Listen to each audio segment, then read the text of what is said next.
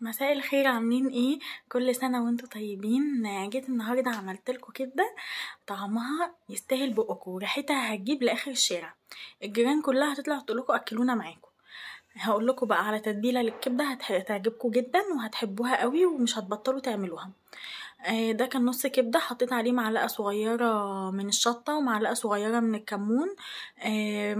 وحطيت عليه معلقة صغيرة من التوم البودرة ومعلقة صغيرة من الكزبرة الناشفة، وحطيت عليه رشة ملح.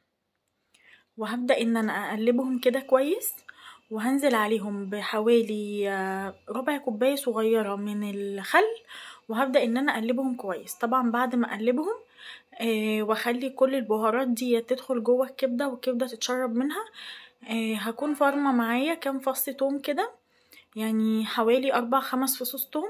هفرمهم كويس وهنزل بيهم على الكبدة. هبدأ ان انا اقلب الكبدة كويس قوي بالثوم والخل وكله. انا هنزل برشة كمون كمان كنت محتاجاها. هقلب برضو رشة الكمون ديت. بصوا، هي الكبدة تحب الكمون والكزبرة قوي. هجيب الثوم بقى دلوقتي وابدأ ان انا انزله عليها. هنا كانت الكبدة معايا متلجة، فكنت بفكها بس شوية بالمعلقة وطلعتها من الفريزر من بدري، بس كانت لسه ماسكة يعني عشان الجو ساقع. هنا يعني دي كانت حوالي معلقة صغيرة من الثوم. حطيتها على الكبدة وهبدأ ان انا اقلبها كويس قوي، وهسيب التتبيلة دي، هسيب الكبدة بالتتبيلة بتاعتها حوالي نص ساعة ساعة، الوقت اللي انتوا عايزينه. ولو عايزين تعملوها من بالليل وتحطوها في التلاجة هتبقى طعمها حلو جدا. جبت هنا مع حوالي 3 معالق كبار من الطحينة. هعمل بقى طحينة جنب الكبدة. وبصي، الطحينة اساسا حبيبة الكبدة، يعني بتدي للكبدة طعم حلو جدا. هنزل عليهم ب3-4 معالق زيت كده، ورشة ملح، وعصير ليمونة، وهحط عليها كمون. تمام، هحط عليها كده معلقة كمون صغيرة ونص معلقة شطة. اهي بصوا، نص معلقة شطة. طبعا اللي حابب يحط شطة يحط، اللي مش حابب خلاص براحتكم. هنزل بقى كده بفص توم مفروم. الفص التوم ده انا كنت بشربه، وهقلبه كده كويس عليها. والليمونة اهي انا بعصرها. يبقى هنا الطحينة هحط عليها نص معلقة كمون، نص معلقة شطة دي اختياري، عصير ليمونة كاملة، رشة ملح، حبة زيت، بس كده مش اكتر. وهبدأ ان انا بعد ما هعصر الليمونة هقوم جاية مقلباها كلها في بعض، وهنزل بالمية شوية شوية. انا هنا مش عايزة المية مش عايزة الطحينة تبقى خفيفة، انا عايزاها تبقى ماسكة كده شوية، علشان اللي يغمس بالكبدة وكده هي ما يتبقاش طايصة كده في الطبق. هقلبها كده كويس. لقيتها تقيلة جدا، فهرجع ان انا ازود لها حبة مية كمان.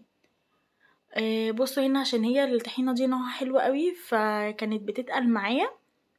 هجيب بقى المضرب بتاعي، هو مضرب يدوي كده. هبدأ ان انا اقلب الطحينة بيه، علشان كل البهارات اللي انا حطيتها على الطحينة والمية تتقلب كلها كويس في بعض. هقلبهم اهم كويس لحد ما كلهم يتخلطوا مع بعض. لو اول مرة تشوفوني ادعموني بشير ولايك واشتراك في القناة. اهو بصوا، انا هبدأ ان انا اقلبها. بصوا بقى شكلها عامل ازاي لما اتضربت بالمضرب.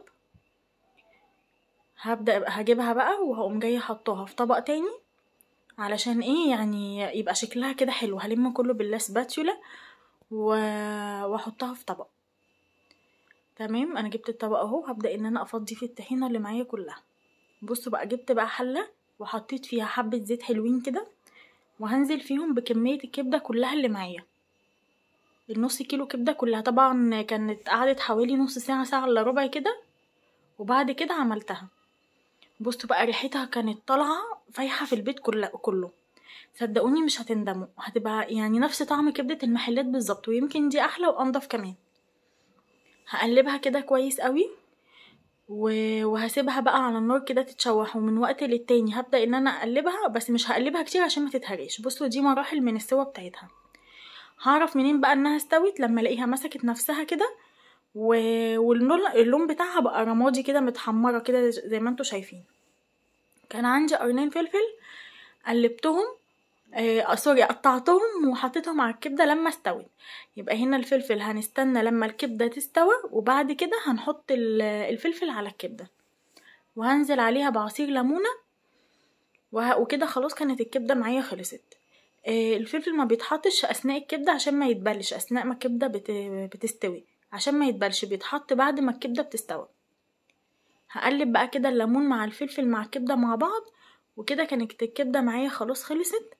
وده كان شكلها الاخير. بصوا بقى شكلها لما اتحمرت عامل ازاي. ودي كان طبق الطحينه، وده المخلل اللي انا كنت عاملاه معاكم لو فاكرين.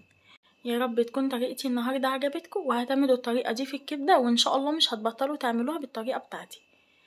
واعملوها وقولوا لي رايكم في الكومنتات، وبالف هنا وشايفه عليكم.